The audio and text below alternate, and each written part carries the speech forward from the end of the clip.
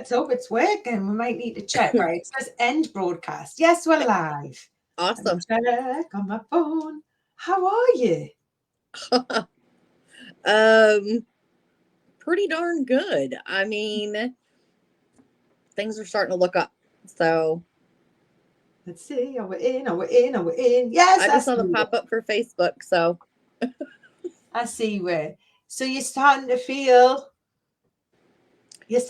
like you're finding your flow. finding, yeah, absolutely. Absolutely. I mean, it's been a whirlwind the last year and a half. Exactly. So, Because where did we meet? I think it must have been in the self-education revolution. Was it yes, that that's where we where we met? met. Yeah, that's Because where we met.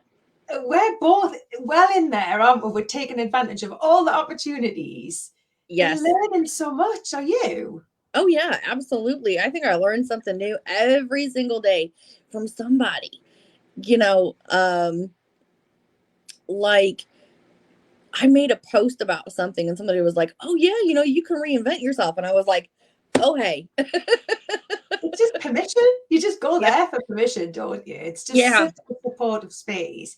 And I think it's obviously the members that make that space, isn't it? And we're jumping in and you saw the value in having a space for the sober community in my group.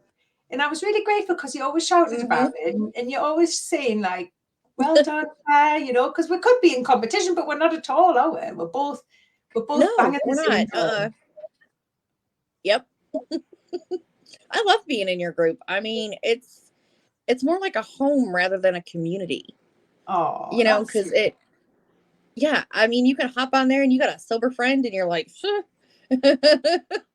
Can't really do that in other groups. no, that's it. And I think I try to keep everything like upbeat and thinking about what's next, like what's the next chapter for us instead of going back over what's happened before. I mean, there's a time and maybe a place for that, but it's never really been helpful for my journey. What about you? How do you feel about that? um like looking back, I kind of have this little motto. I can look back, but I can't stay there. Mhm. You know, you just can't. That's not productive to your sobriety and it's not productive to you as an individual. So that's kind of how I look at it. I'll go back and go, oh my gosh, I really screwed up.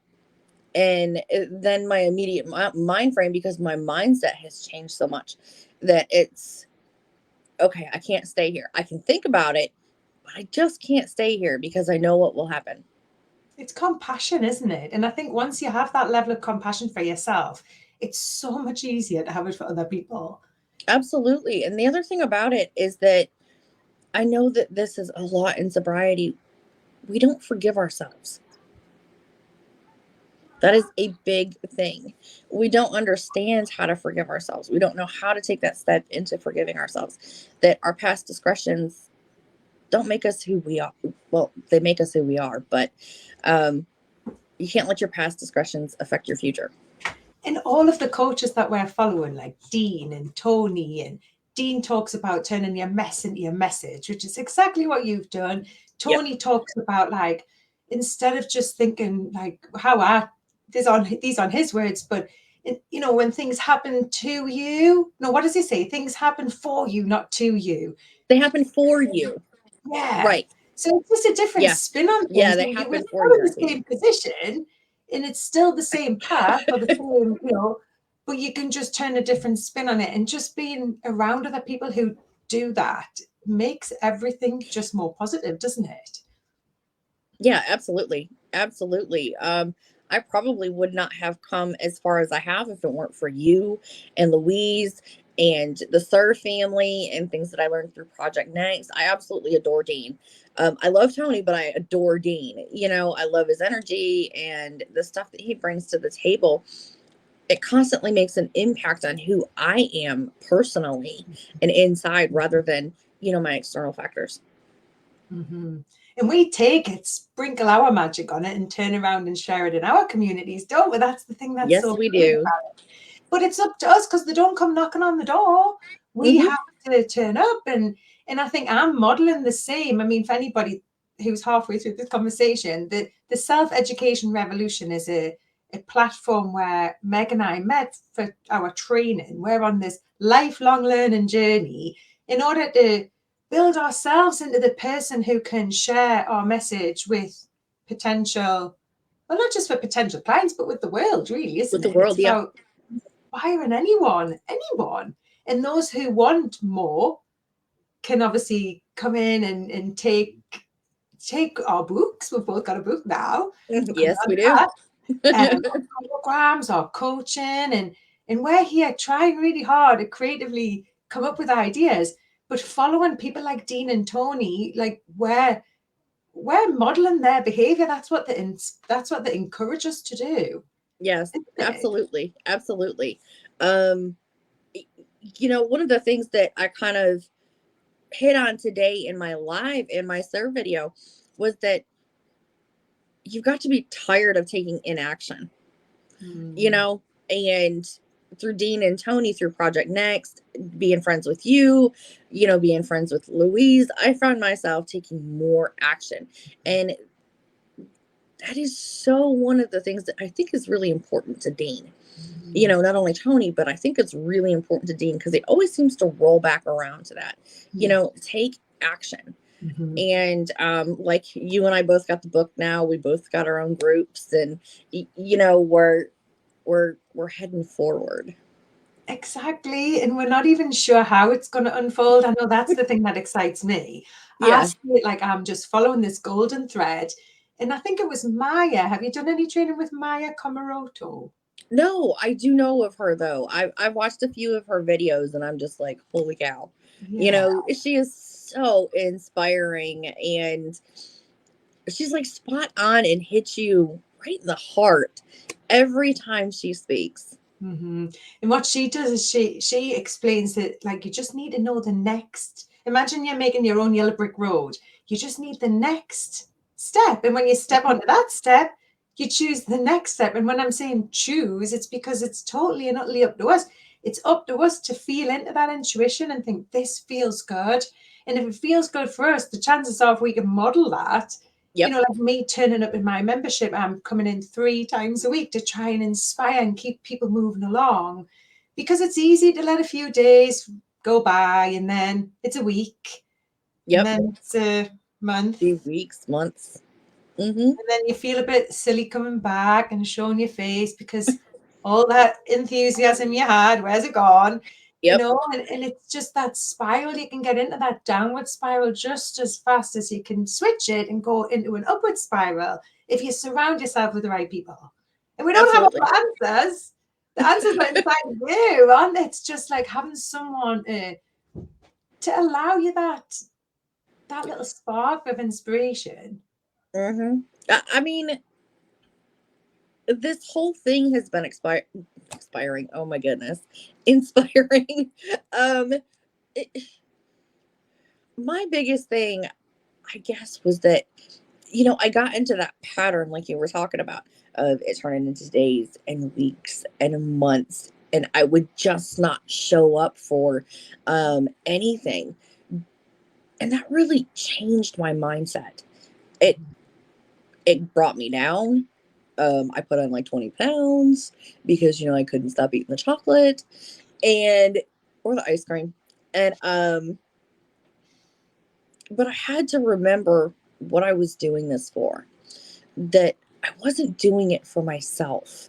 I was doing it for others, and how to impact them and how to inspire them to be better in sobriety as parents. There's just, oh my goodness, so much that keeps me moving forward every single day. That thought outside of my children, that thought of just inspiring and giving these parents, being their cheerleader, holding their hand and saying, yes, we can do this. We can make this happen. And it's so great to watch. Because that's your ideal client, isn't it? I know my ideal avatar, who I'm I'm kind of my dot, they call it, don't they? They call it your dot, is Right. a Hmm. probably perimenopausal woman who believes that, well, who she knows she deserves more, but maybe the people around her aren't really helping. They're kind of allowing her to keep going with this. It doesn't look like rock bottom. It doesn't look like a crisis to anyone Right. else except for inside of her own heart, where Hmm. she's feeling like she could do more. She knows she could do more, and so she's having those resentful feelings and self-loathing. And that's who I'm reaching out to. And yes, she might be a mom. Many of the women who come forward are what we class as empty nesters over here, where the kids have left home, but they're not Hmm.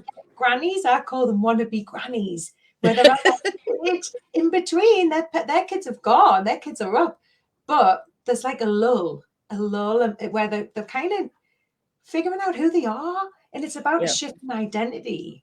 That's my absolutely. idea, and that's where she's at. But what about you? Because you're really going down this mum culture, aren't you? Because it's been terrible, the mummy needs wine culture. Absolutely. I had somebody say the same thing to me last week about that. They're like, this is important. That mommy wine culture has taken over, and the pandemic doesn't make it any easier. We get lonely. We turn around and think that alcohol is our friend. And I think I'm not trying to down alcohol in my program. I don't.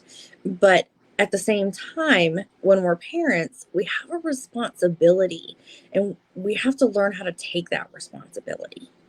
Um, it took me decades to figure it out. My son's 20, and or for 18 of it, I wasn't sober, you know? And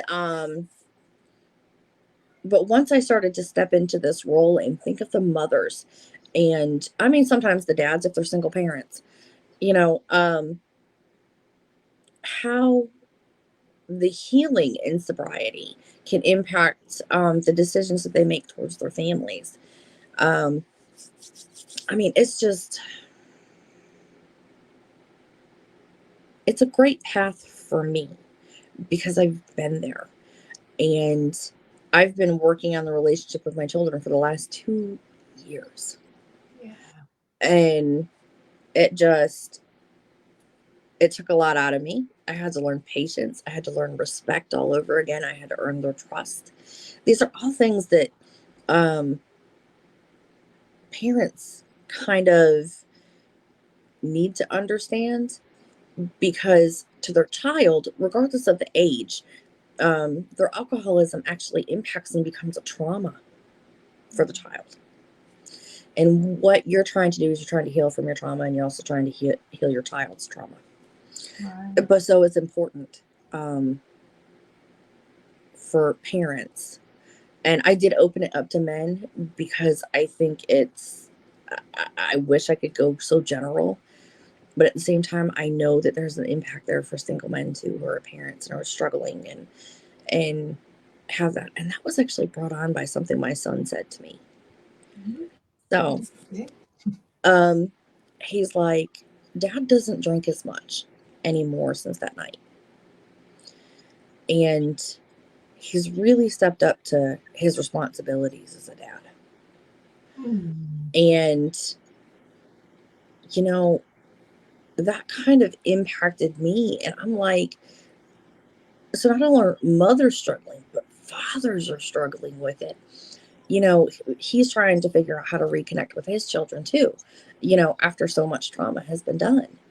Yeah. And just that was powerful to me. Um, it kind of made me see the other side of the coin from my child's point of view, Yeah. and how he felt about alcoholic parents and things like that. So, Absolutely, because I think I have a mix. I have a mix of women who are worried about the influence they've already had on their children. So now they're thinking, okay, I want to step back because the daughter's coming up to the age. I think it's Ollie is in that situation, my avatar. mhm.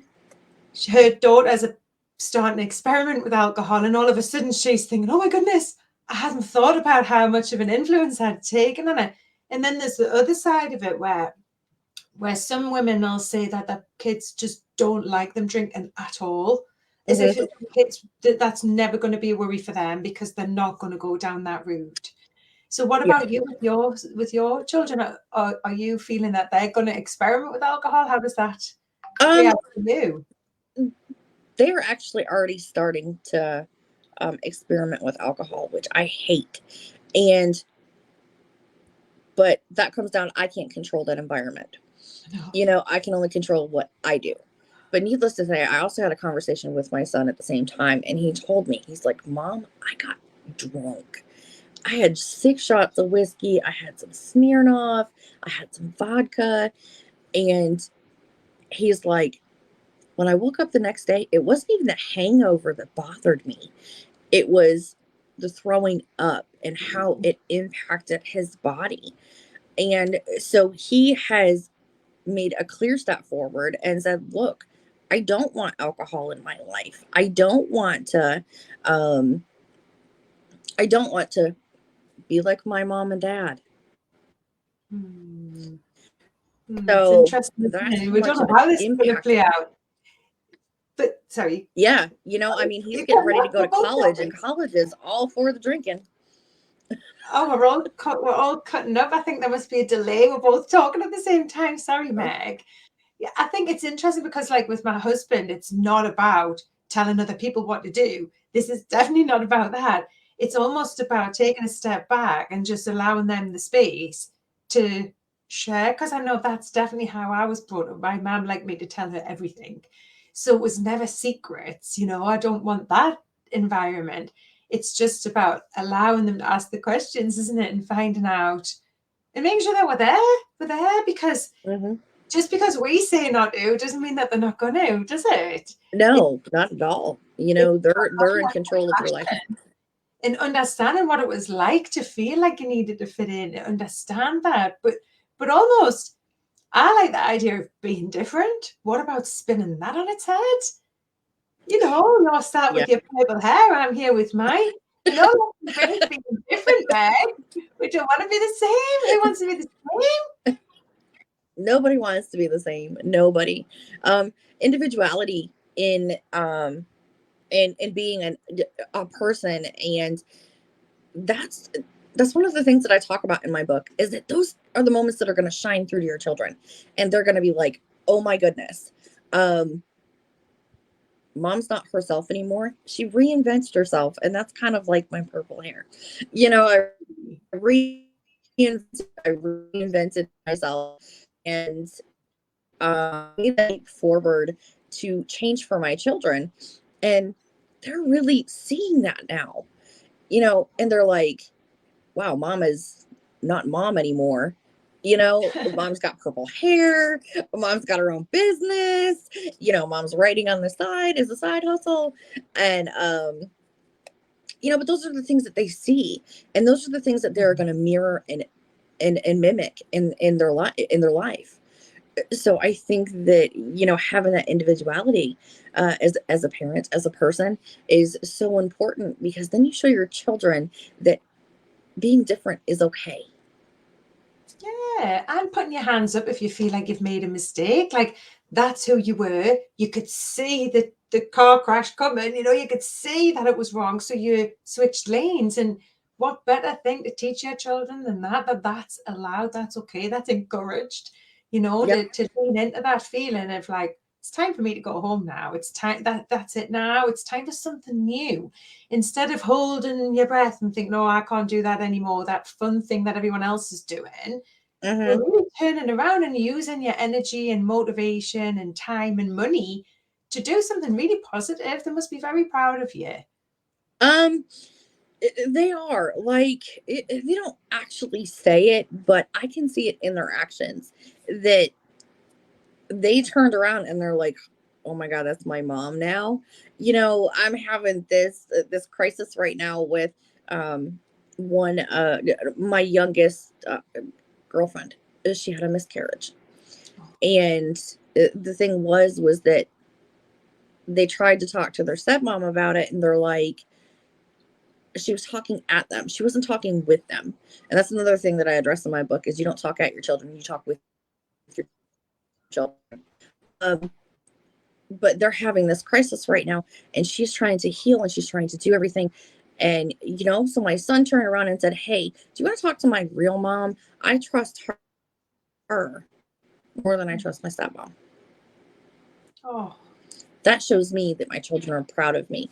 But I kind of want to roll back to something that you said about expressing your emotion and how you feel about things. When you're in sobriety with your children, there's this space, this ungodly space in between everything. And as a parent, you want to make that space as safe as possible to where they can express their emotion, they can express their thought, and there absolutely is no judgment.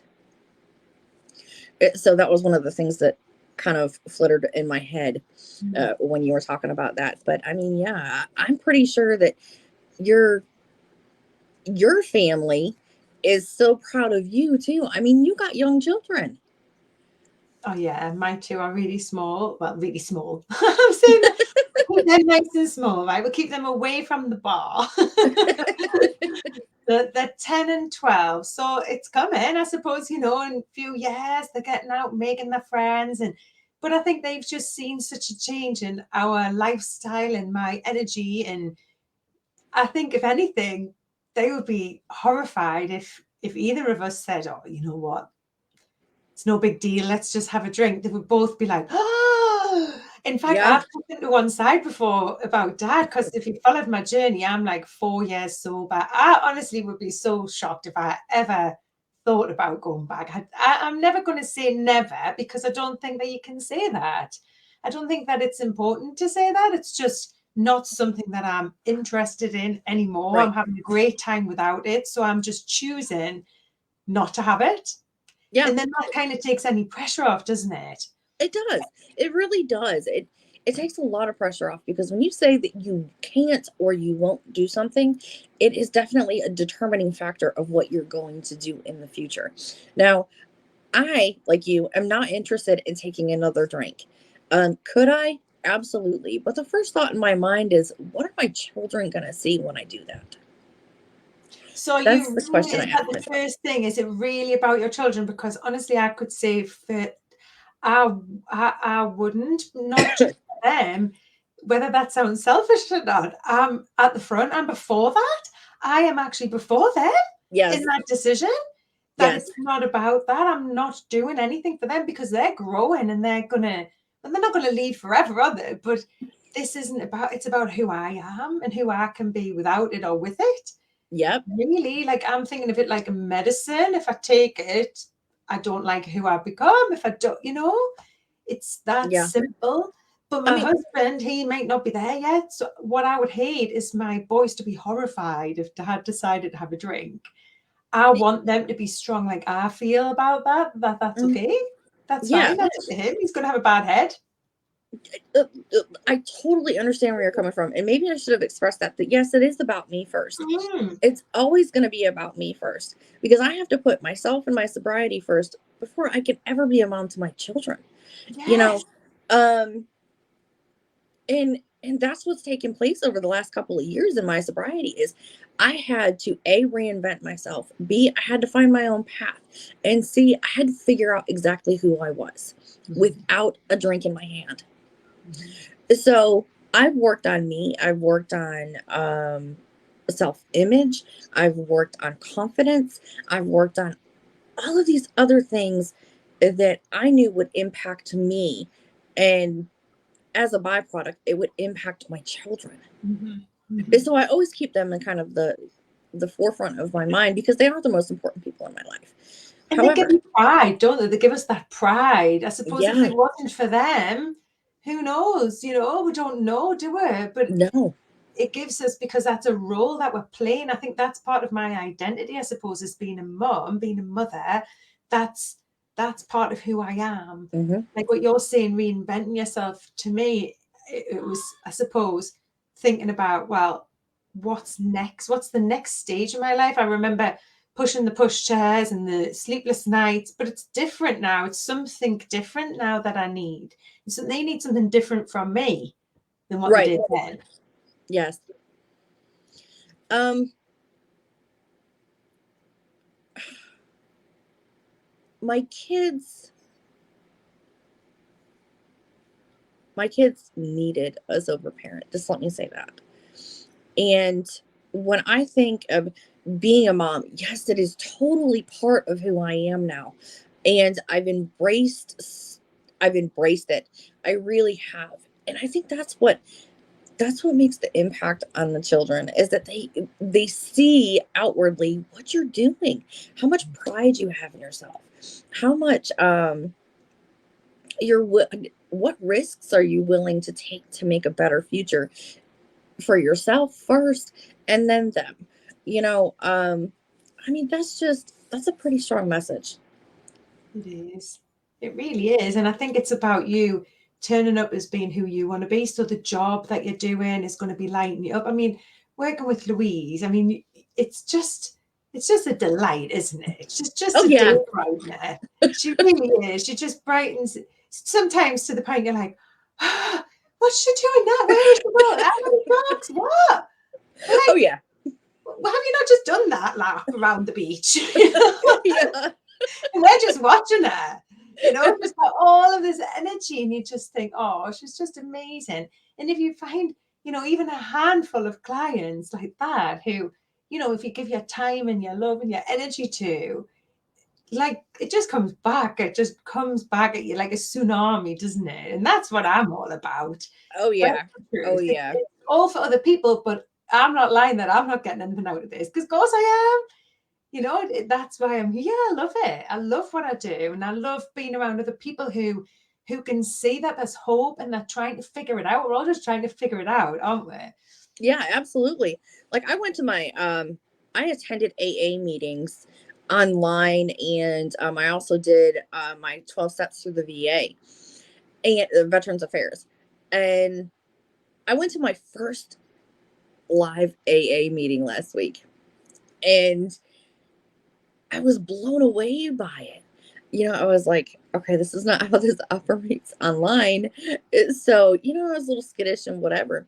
I've But never been to one. I sent my husband once and he didn't go back, but I've never been to one. I didn't want to go because I almost wanted to keep that level of.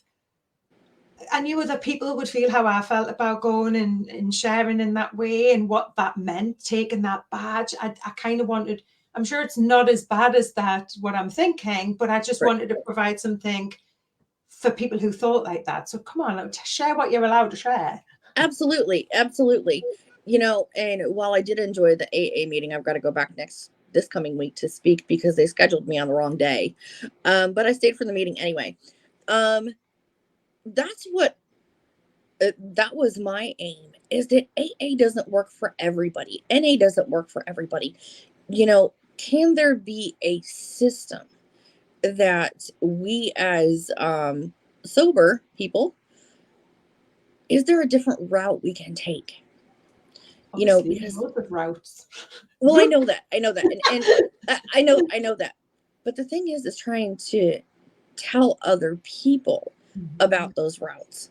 Mhm. Um, I'm in another group, and these people swear by AA. You bring up that you may have a system that works for parents, or just the individual, like your program is, and it's like your shark bait. Mm. Yeah. Well, I've been lucky. I've managed to swerve that. I did have one man actually approach me and say, did I want to go on a podcast? And when I looked into the background of the podcast, it was very AA. And I thought, well, I don't really want to put myself in a position where I'm having to defend what I'm doing, because I know that it works. And Yep. I'm not standing outside of AA meetings trying to get people to come to my service. I'm just here doing my thing. My Yep. guess is that most of the ladies who use my service wouldn't have gone to AA, but I welcome people to use both, Yes. really, if that's what they want. This is life coaching. That's what it is. But if I said, who wants a life coach? Stop you. I'm using the hook because we're relying on the alcohol when we need to change something else in our life. Yep. That's what mine is. That's it. really the alcohol is the hook, because that's my story. That's what happened to me. So I can talk all day about that. And most days I do. And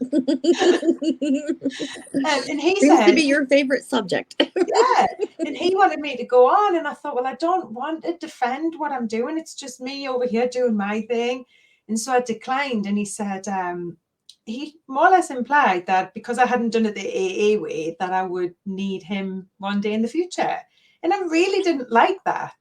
Mm-mm. It was No, like, oh, you've done that, but you're probably going to need to do it properly. So keep in touch. but that's the thing, is that there's really no proper way to get sober. Everybody's journey is different.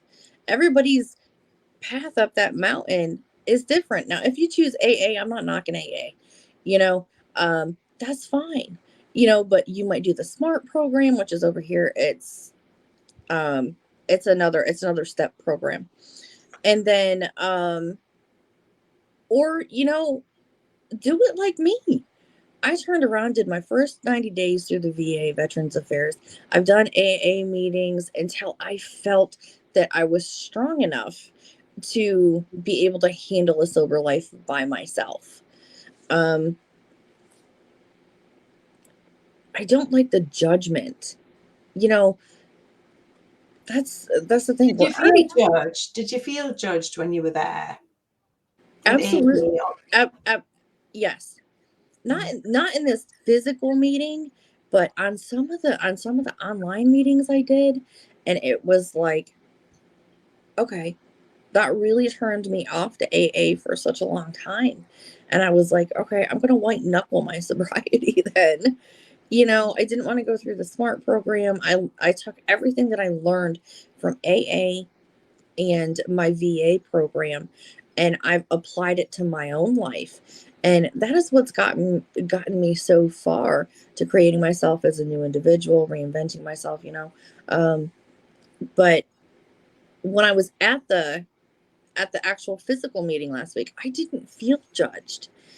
I felt like I was in this community that was very welcoming and very open. And, they may have put me on the spot a couple of times, but I was okay with that.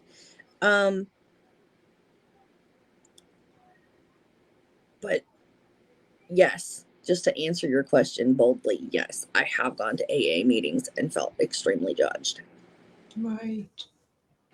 I suppose it's just different people, isn't it? Like I say, my ideal client isn't shopping. She's not thinking, oh, should I choose that? Should I choose that? It's like, oh my goodness. I'm hoping that they'll think, let's talk to Claire, because my future might include the need for that. And I'm trying to avoid that. I suppose that's how I am. And I was always a bit worried about, like, I don't know, you just, when you're coming out here and you're sharing what you think would work or what's worked for you, like my book and the steps that I say about like figuring out what's going on in your head, get it all out, make it into like lists of things you can and can't control. Look at how it's going to be motivate your health, your wealth, your relationship. Like, look at the 3 pillars of motivation. What is it that you want? What are you really craving? Like, I was worried that anybody who was really hardcore AA would think, well, that's a bit too fluffy. That's a little bit too fluffy at first.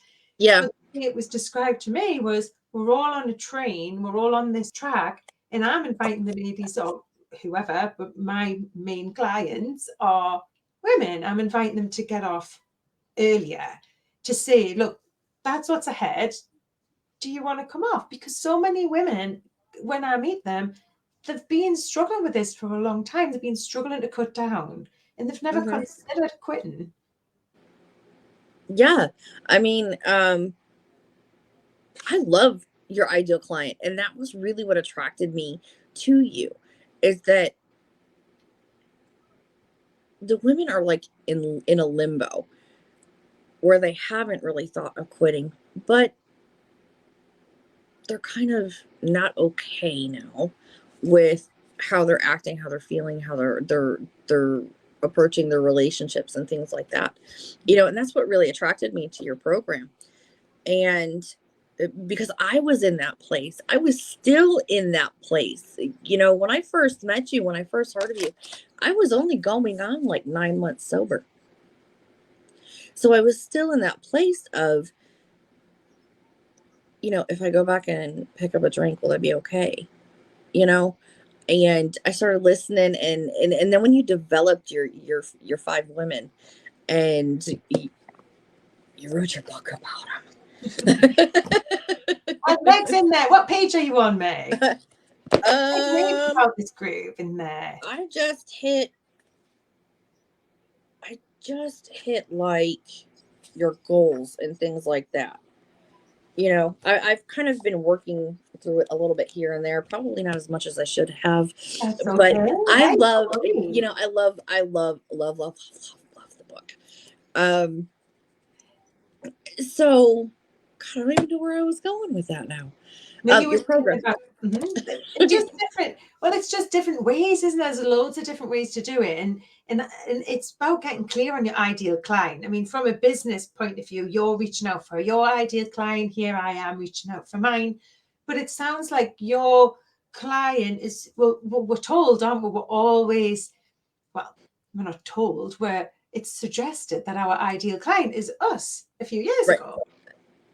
And so it's natural that I talk about the parties because that was important to me, which is why I have my disco ball. I talk about my relationship with my husband and how that showed up when we were both drinking too much, and how my decision to quit affected him and his decision to keep drinking affected me. And, you know, I'm sitting here from my point of view and you're sat with your own story.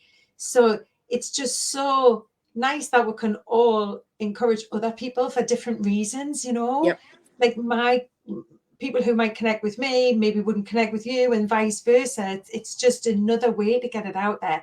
I see it like coronavirus, where, you know, you can see all the different people who are going, oh, I like this, I'm going to make a group. I want to tell people like Louise and yourself, and I've got new members coming through who are keen to do the same, and like I want to inspire other people. You know, I want to do that. It's what Riley wants to do, Riley. And she gets to the end, she wants to turn around and help with this because it's part of the story, it's part of your journey. And maybe that's the part that AA've got right. Yeah. I think that's the part, yes, that totally goes along with your program, because we're looking to rebalance our life. And, through AA, you know, we go through the 12 steps, and it brings us to a point in our life where we have this spiritual awakening, which is 12. But I mean, everything below that is working to where Riley is getting to, you know, and that's why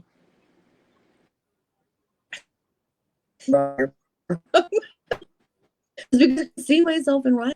Oh no, am I still there? You are. You just broke up a little bit.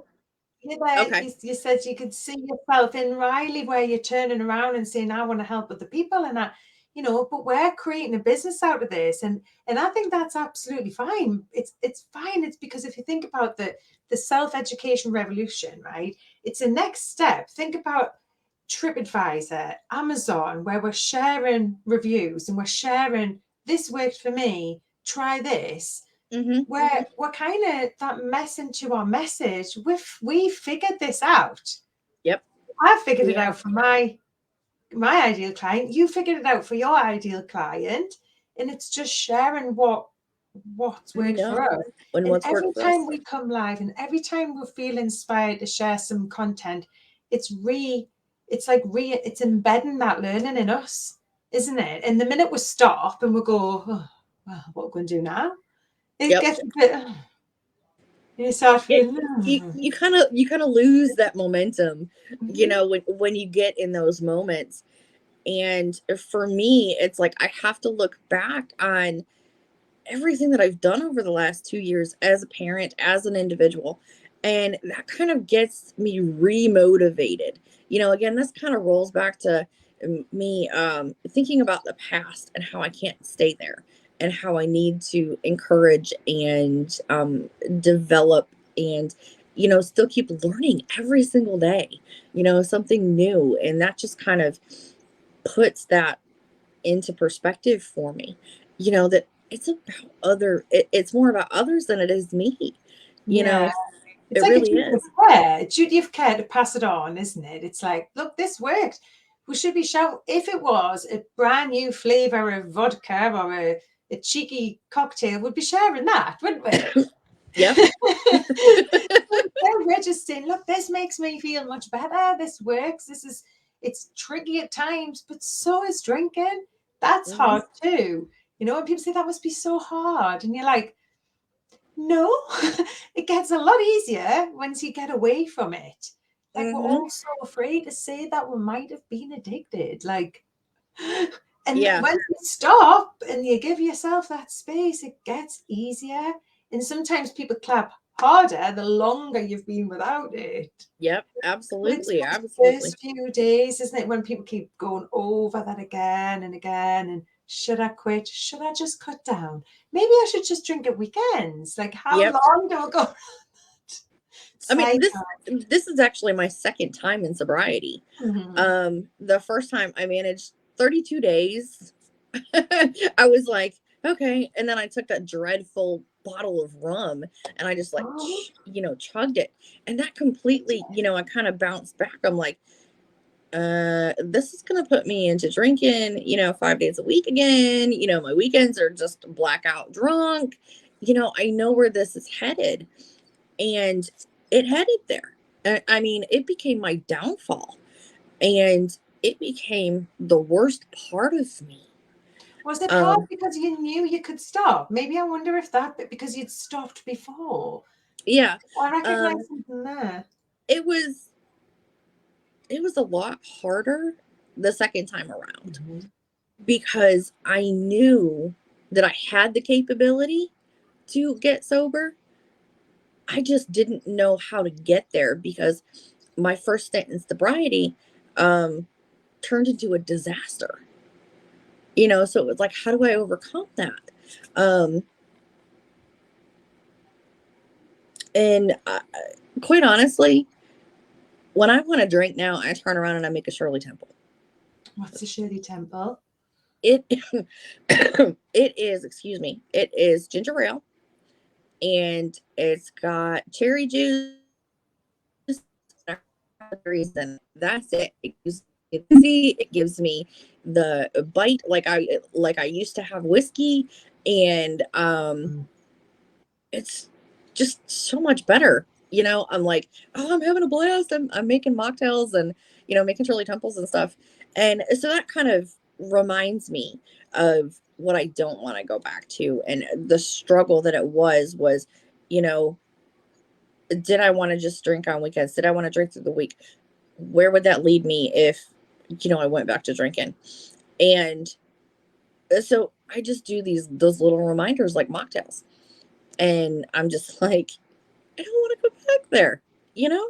I've got like 605 days sober, something like that now, and that's kind of like the best part of me.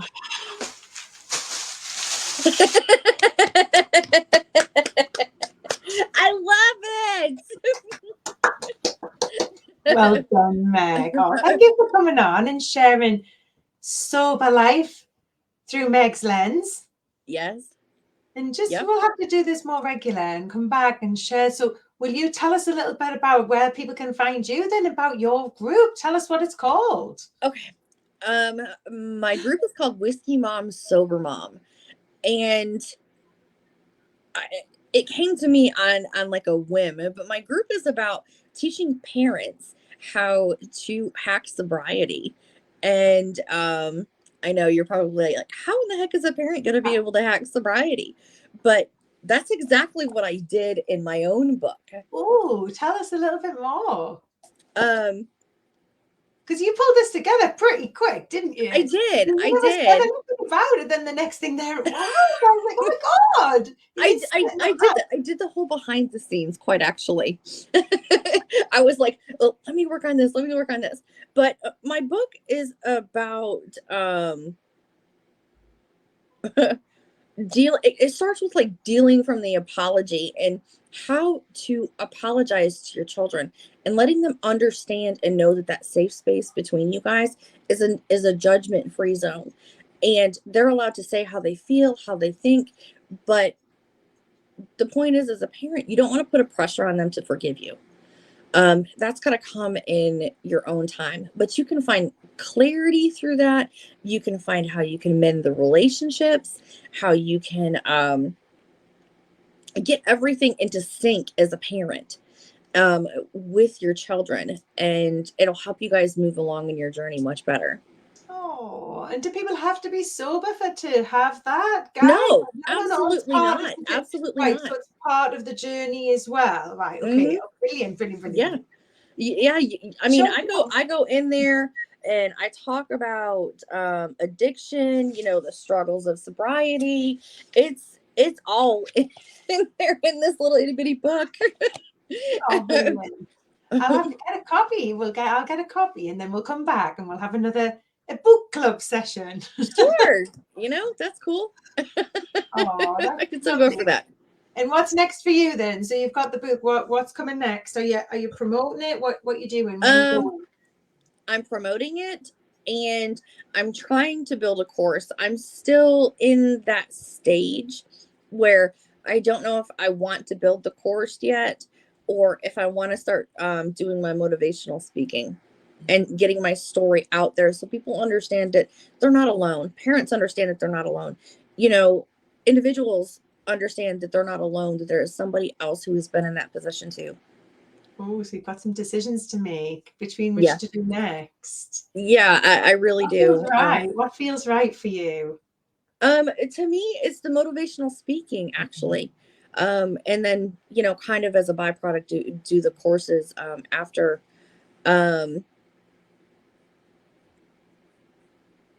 that. Sorry, I kind of lost my train of thought.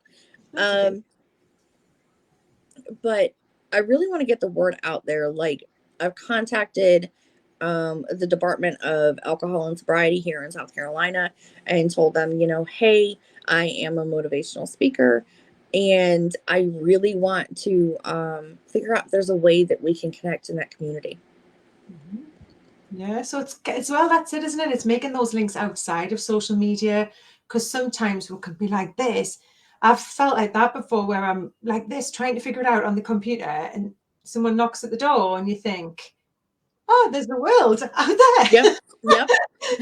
Like, don't disturb me. I'm busy with the world. And you're like, Yep. oh. I had that. I took a couple of days off to get back in the real world, because I was so into tunnel vision about my business and I really wanted things to take off. The last couple of days I've turned around and I've checked with more leads, like actually breaking it down and going county to county here in South Carolina and reaching out to the surrounding states around me.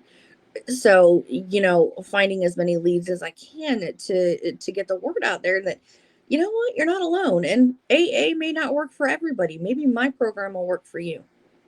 And it keeps it fresh for you, doesn't it? So that you're not constantly thinking, oh, I need to share another post. I need to do this. It keeps things fresh and you don't know who you're meeting, who you're talking to. And, it's just a spin off because sometimes you can feel against that obstacle. And it's when you take time away and you think, right, today I'm going to declutter a cupboard.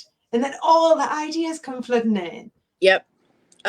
One of the things that I've done to actually ease myself a little bit is that I've automated all of my social media posts. Mm-hmm. And even though I go in and I interact on them, that's one less thing off my plate that I have to worry about. I'll take an hour or two every other week and automate all of my social media posts. So that way, I am getting the word out there. I am getting out there that there is hope in sobriety and in alcoholism. So, and I think it's important for the clients. Mm-hmm. Yeah, to see that you keep showing up, that for sure, because it's yes, It's there's about many them. ways. It is, and it's just about those small sparks of inspiration to make them feel that they could do it too, or to even come closer and have a chat, Yeah. listen, read the book, have a think about it, look at it from a different spin. Really, that's all we're asking people to do. So thank Absolutely. you, Nick. Keep banging your sober drum. And I'll probably see you in the other group sometime soon. Yes, Thanks so ma'am. much. You're welcome. Bye. Bye.